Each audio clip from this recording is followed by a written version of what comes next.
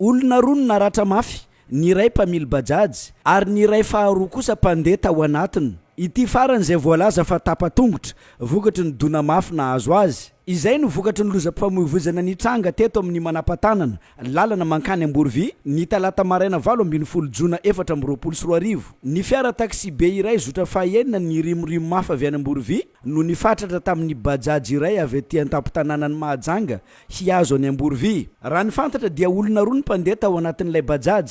Nahitana ratra kely ihany koa ny mpandeha iray, fa tsy dia nisy fahasarotana raha ny fanazavana azo. Ilay fiara taxi be sy ny Bajaj kosa samy nahitana fahasimbana avokoa. Ty de bus avy aty manoko boka ery mboko izy de nisy ligne 12 te de noatra le bus ty zany.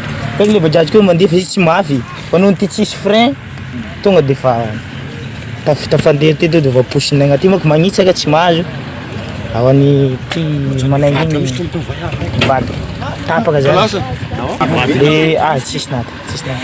Le olona naratra teo tsaiky na chauffeur am Bajaj io foana andro vo amitareniny teo. Mitazony tsilo misy antegna na ohatrany napitrebotreboka am'le rano. Le olo tagnatin'ny Bajaj io fa tsy azonay ona le olo tagnatiny fa le olo naratra foana misy olo telo indreo teo. Ireo olona roa izay naratra nandritran'izao lozam-pifamoivoizana izao efa samy noentina any amin'ny tobim-pahasalamana avokoa hanaraka fitsaboana. Ny mpitandron'ny filaminana avy amin'ny gendarmerie-pirenena tonga teto nanao ny fizahana n'izao lozam-pifamoivoizana izay nitranga izao. Ilaina ny fitandremana sy ny fanajana ny lalàna mifehy ny fifamoivoizana rehefa eny an-dalana mba ho fisorohana ny loza tahaka ity niseho ity.